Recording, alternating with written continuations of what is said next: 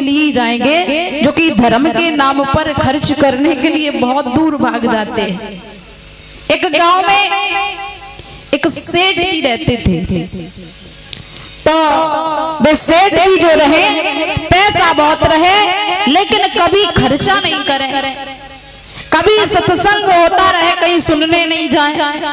तो एक दिन उनकी पत्नी ने उनसे कहा, महाराज अरे कभी कभी सत्संग भागवत सुनने के लिए जाया करो, कभी कभी गंगा स्नान करने के लिए जाया करो, क्योंकि जब कोई गंगा स्नान करने जाता है तो वहां पर पंडा होते हैं और पंडा जब मिलेंगे तो दान करना ही पड़ेगा। अब बिन्ने दान कबू करो ना है, लेकिन गांव वाले लोगों ने हंसी हंसी में उनको नाव रख दो दान चंद, लेकिन दान कबू नहीं करे। एक पत्नी ने कही, महाराज तुम्हारा नाव है दान चंद, लेकिन तुम कबू दान नहीं करते, ऐसो करो गंगा स्नान कर आओ। पत्नी बड़ी चालाक रहे कि गंगा स्नान करने जाएंगे पंडा मिलेंगे तो इन्हें दान करना पड़ेगा। अब दान चंद गंगा स्नान करने चले, लेकिन बड़े भैया जब गंगा स्नान करने चले तो ऐसो घाट ढूंढने लगे कि जहाँ पे पंडा न रहते हो। अब स्नान घाट पे जाओगे तो पंडा मौजूद रहते हैं। अब स्नान घाट छोड़ के उन दान चंद ने मुर्दा घाट की सीध लगाए ली, मुर्दा घाट पे पहुंचे। अब मुर्दा घाट पे पहुंचे तो वहां पंडा नहीं रहते हैं, कपड़े उतार के रख दिए और गंगा जी में जैसे ही अंदर प्रवेश किए, अंजलि में जल लिया, सूर्यदेव को जल दिया और जैसे ही उनने डुबकी लगाई और डुबकी लगाई के ऊपर निकले तो भगवान पंडा के रूप में विराजमान खड़े हैं।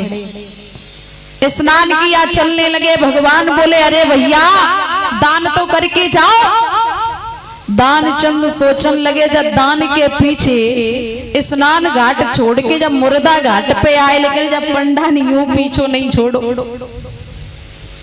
खैर कोई बात नहीं है, अगर आप दान लेने आए हो पास यहाँ तो कमंडल के अलावा कपड़ों के अलावा कुछ भी नहीं है, अगर दान लेना चाहते हो तो मेरे घर पे आना, वो भी दान देंगे केवल और केवल 1 रुपए का।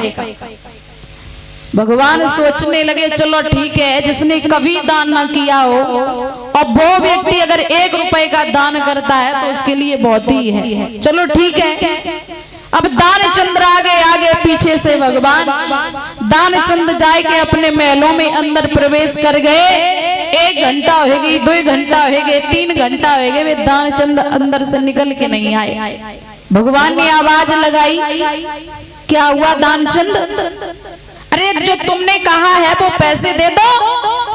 अब दानचंद की पत्नी ने सुना कि मेरे महाराज 1 रुपया दान करके आए, बड़ी खुश रहे। जाए के बोली, अरे महाराज पंडा द्वार पे खड़े, उनका दान तो दे दो।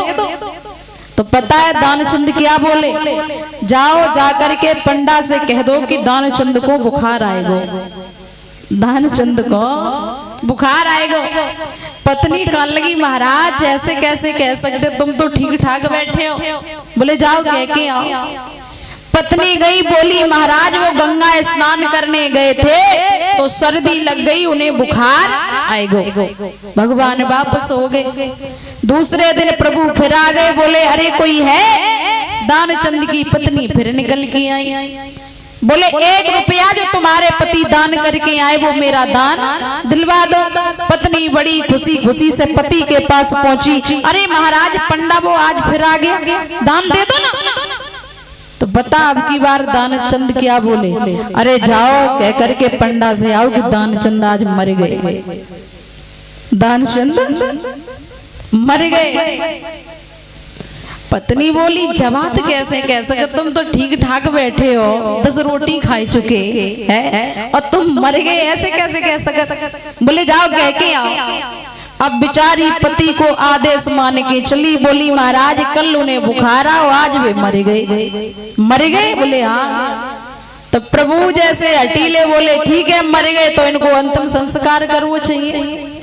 गांव वाले लोगन को बुलायो, तिकटी तैयार करी और दानचंद सांस रोके पड़े हैं कि 1 रुपया दान में ना चला जाए, इसलिए सांस रोक के लेट गए। भगवान ने तिकटी पे कस लो। अब पत्नी कान लगी महाराज जिंदा, भगवान कह रहे मर गए हैं। अब ले करके चले शमशान में, जब पहुंचे तो शमशान में ले जा करके रख दिया। अब दानचंद 1 रुपया बचावे के कारण सांस रोक के लेट गए। गड्ढा खुदवाओ, कंडा लकड़ियां रखी, दानचंद को लिटाए लो और अग्नि लगाने वाले थे तो भगवान ने कहा भैया रुक जाओ, जो व्यक्ति मर सकता है लेकिन 1 रुपया कभी दान नहीं कर सकता है। तो महाराज कहते हैं ना कि काफी लोग ऐसे कंजूस होते हैं, शराब पिए 2-4 सौ की है, घर में सब्जी ना हो चल जाएगा, एक दिन शराब ना मिल पाई तो पागल हो जाए है। और दान की बात अगर कर दी जाए, धर्म की बात कर दी जाए तो लोगों के चेहरे उतर जाते हैं। इसलिए भैया सभी से निवेदन है कि जितना आप धर्म के प्रति आगे बढ़ोगे बस यही मेरे साथ में जाता है। धन धरा के बीच में यूं ही बड़ा सब रह जाएगा, पशु भी बंधे रह जाएंगे जब कूच का दिन आएगा। नारी भी तेरा साथ देगी केवल घर के द्वार तक, बंधु बांधव ले जाएंगे केवल तुझे शमशान तक। तेरी देह को जलाकर हर व्यक्ति लौट आएगा, बस धर्म ही परलोक में और साथ तेरे